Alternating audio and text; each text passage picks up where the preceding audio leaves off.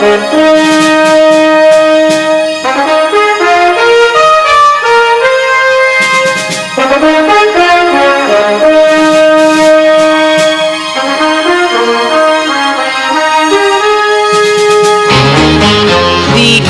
Perspective provides television programs that encourage, edify, educate, and inform.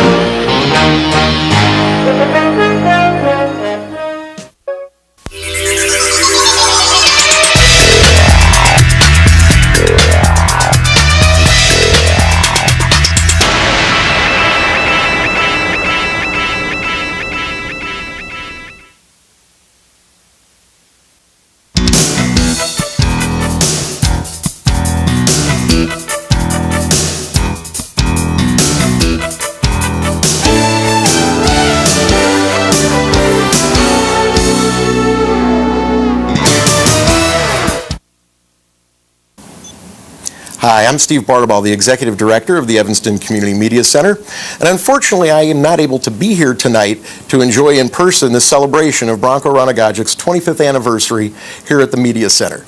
But I wanted to tape this short piece to congratulate him and also welcome all of his friends and those members of the community that are here tonight. I hope you enjoy yourself, but more importantly, I hope you get a chance to talk to Branko, because he's one person that's made a difference here at the Media Center by the amount of time and effort he's put in to television productions that have aired on our channel.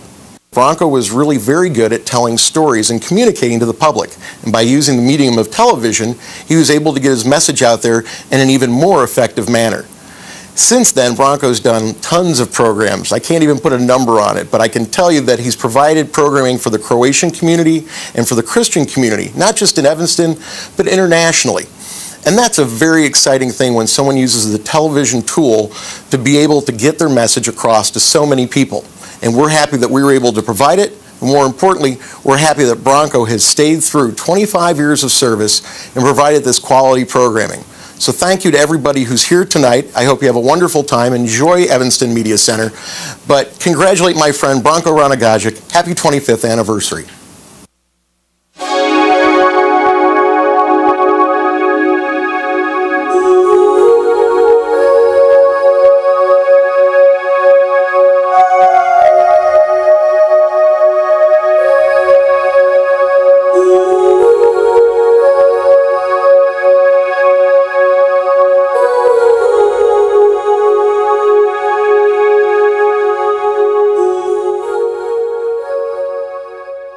Pa 25 godina ja ovdje radim, u ovom kući.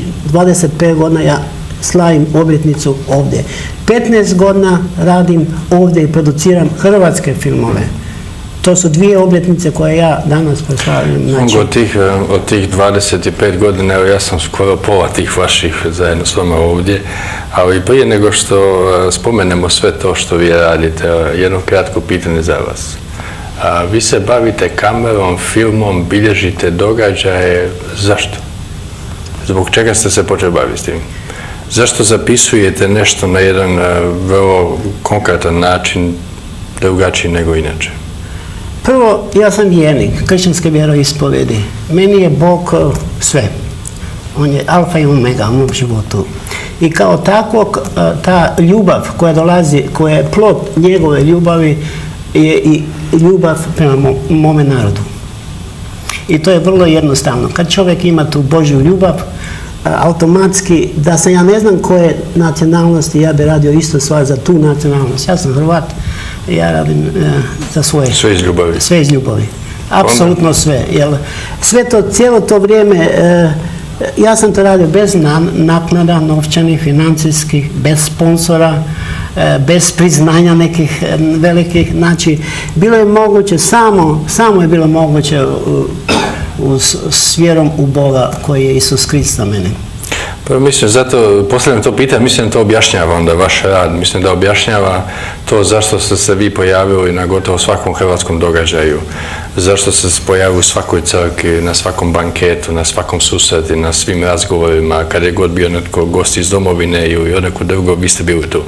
Zabilježili ste taj događaj i te događaje. Dok govorim o tome, pada mi na pamet jedan čovjek kojeg sam ja pratio kroz mnoge godine otkad sam u Americi.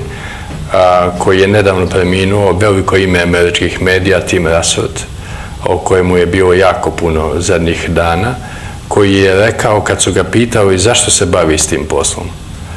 A on je rekao iz 2 razloga. Razgovaram s ljudima jer želim iz njih izvući samo istinu. I drugo, jer želim učiniti obitelji i društvo i svoju zemlju boljom nego što je, nego što sam ja zatekao.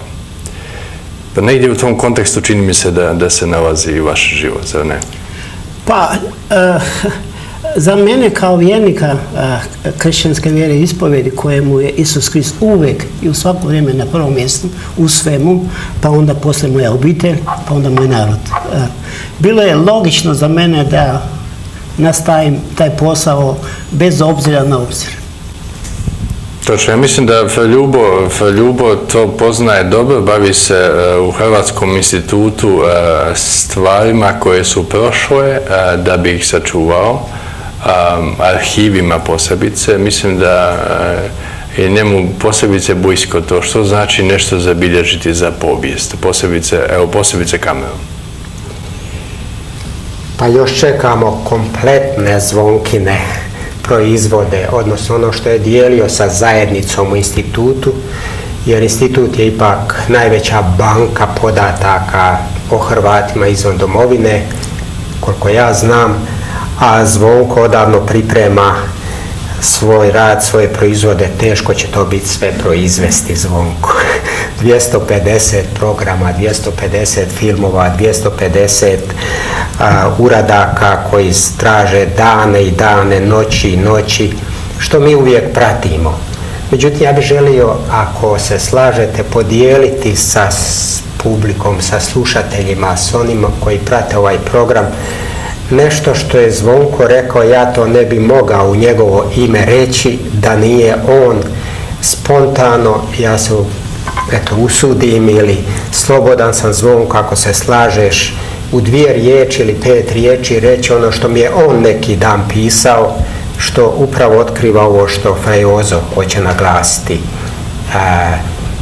Pronaći ono najbolje u društvu i omogućiti da u obitelji, u zajednici prisutnost znači prijateljstvo, liječenje, razumijevanje, pomoć, ono što ti radiš svim bićem i cijeli život, a pokušavamo. Pa eto, ja bi se usudio u nekoliko riječi reći kako je Fra Zvonko u jednom spontanom pismu koji mi je poslao e-mailom prije 2-3 dana izrekao o svome radu. Jer možda ne bi on to rekao sada ovdje direktno na televiziji, a ja bi se usudio to pročitati.